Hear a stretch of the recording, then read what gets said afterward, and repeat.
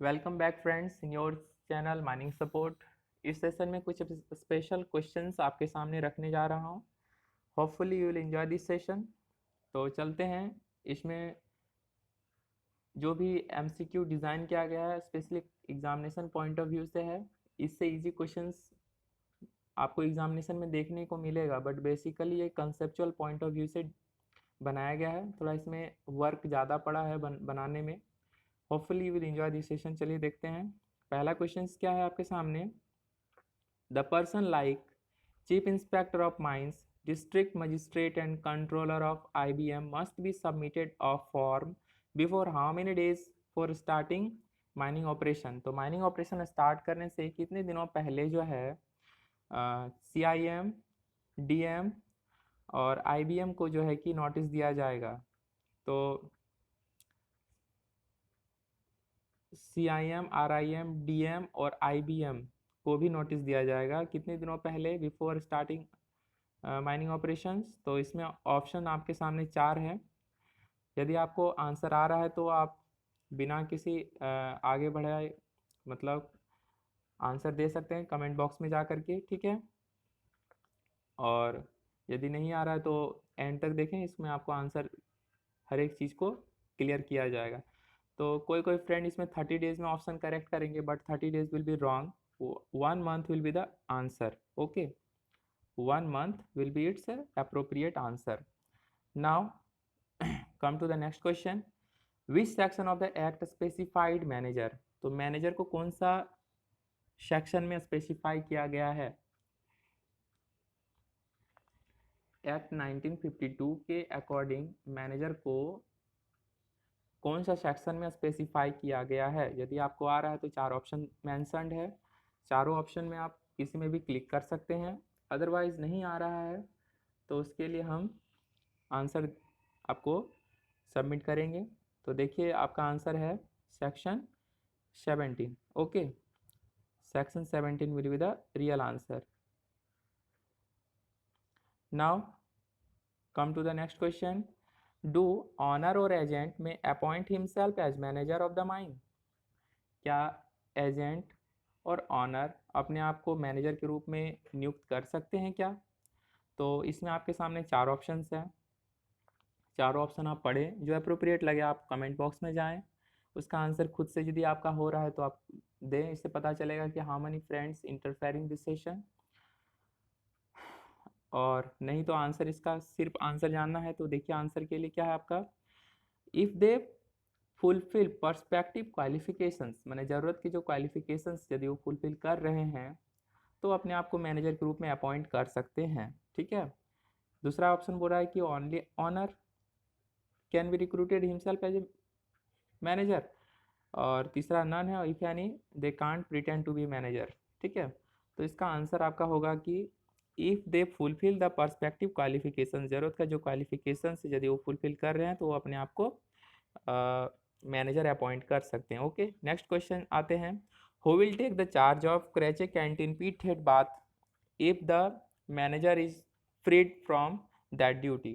तो आपको पता होगा कि मैनेजर को क्रैचे, कैंटीन और पीट हेड बाथ्स इस सारी व्यवस्थाओं से मुक्त किया जाता है, ठीक है, जिससे कि उनको अपने management control supervision and direction जैसे वर्क को कैरी करने में सहूलियत हो। मतलब उनको अपने वर्क को कैरी करने में एक्स्ट्रा बर्डन झेलना ना पड़े, इसके लिए मैनेजर को इसे फ्री रखा जाता है। तो इसके अनदर चार्ज को कौन लेंगे। तो आपके सामने labour welfare officer, safety officer, owner agent as well as labour welfare officer और मैनेजर।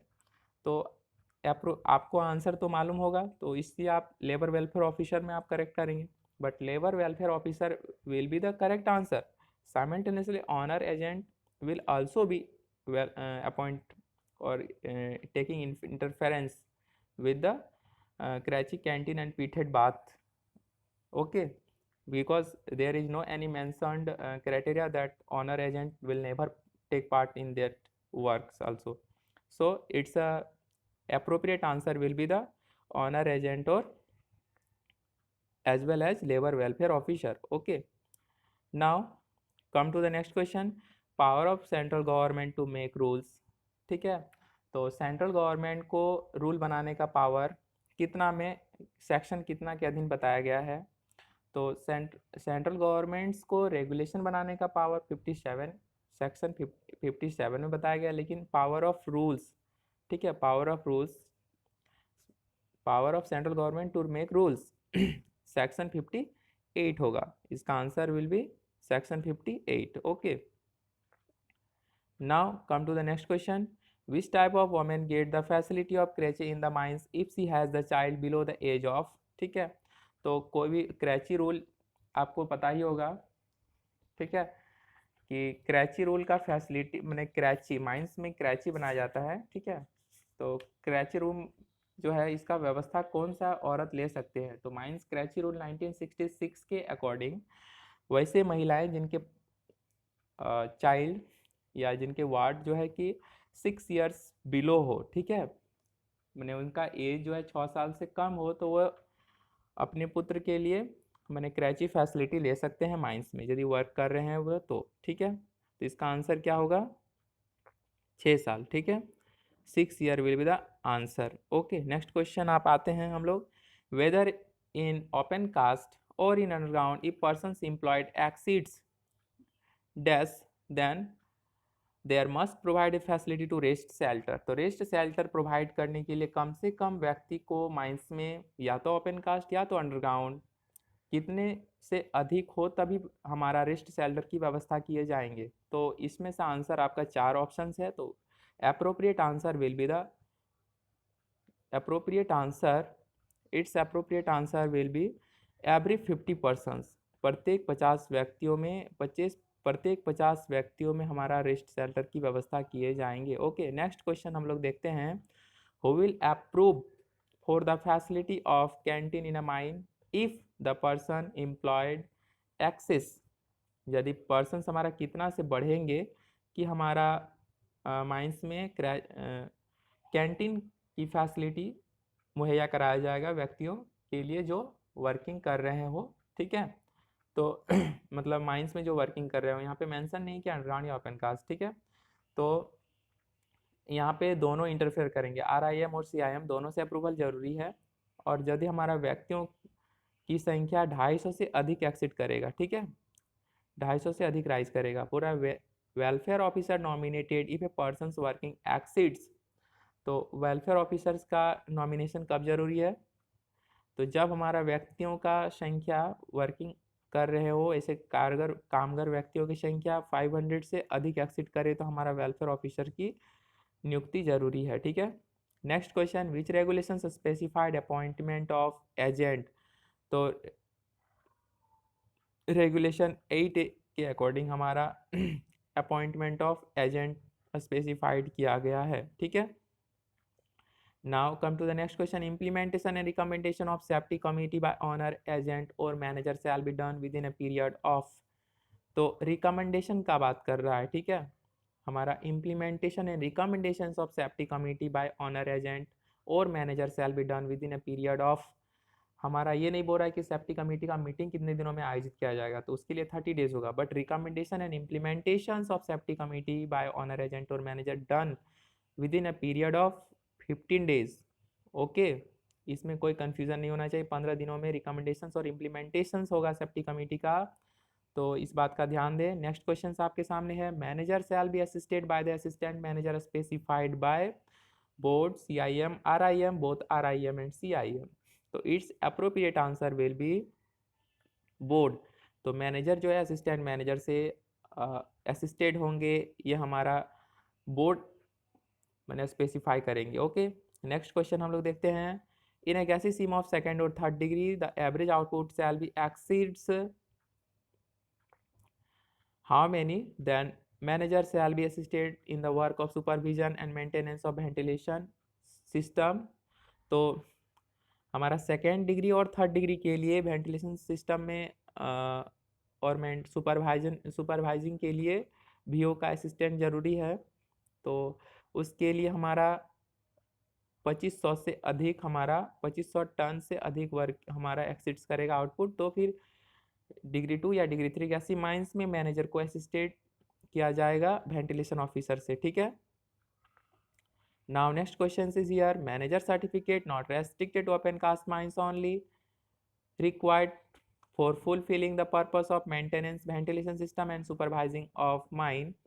तो उसके लिए क्या है कि manager certificate not restricted to open cast mines जरूरी है कब किसके लिए ना, for fulling the maintenance of ventilation system for and supervising of mine. तो बोल रहा है कि 15,000 टन से फॉर फर्स्ट डिग्री, यदि 15,000 टन से अधिक एक्सीड कर रहा हो तो फर्स्ट डिग्री में, फर्स्ट डिग्री गैसी माइंस में, ठीक है, and 10,000 ton for degree 2 and degree 3 gassy mines, ठीक है। तो मैनेजर सर्टिफिकेट नॉट रेस्ट्रिक्टेड तो हमारा कब जरूरी है, 15,000 टन यदि फर्स्ट डिग्री गैसी माइंस है, और 10,000 टन यदि है तो डिग्री 2 या डिग्री 3 गैसी माइंस से मैनेजर सर्टिफिकेट वाले व्यक्ति की ज़रूरत होती है, ठीक है। किसके लिए ना, for the purpose of maintenance ventilation system and supervising of the mine।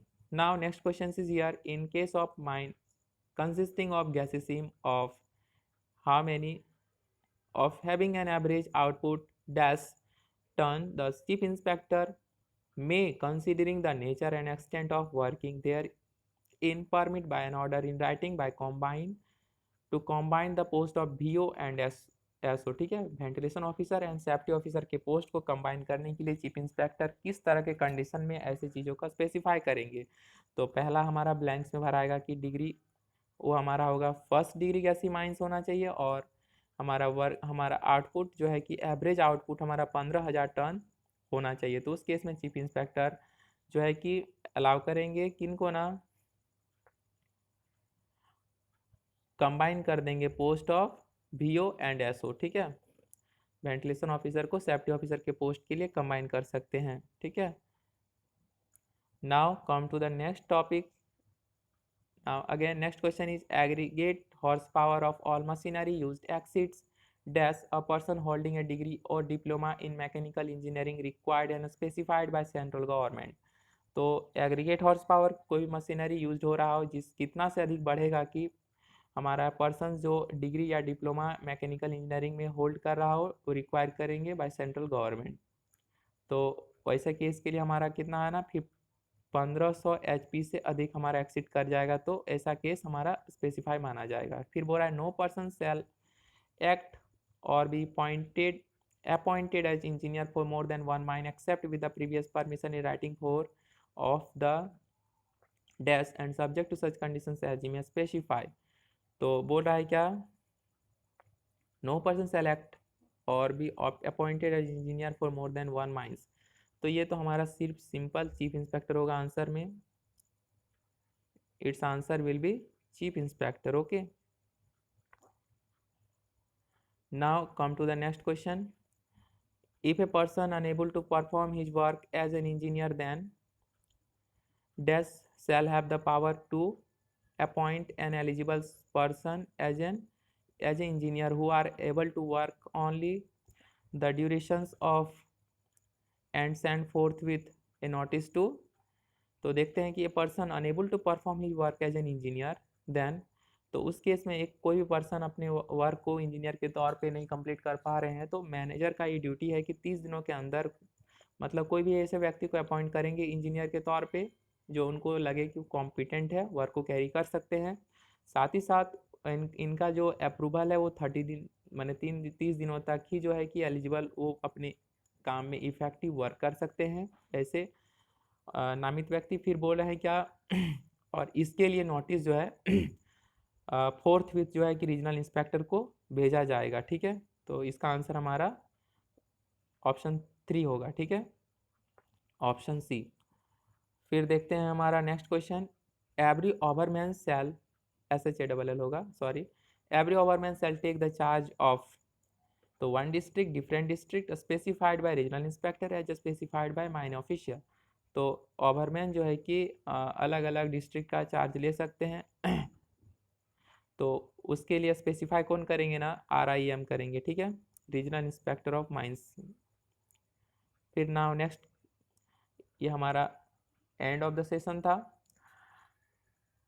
आप कमेंट करेंगे ये वीडियो आपके लिए कैसा रहा, ठीक है।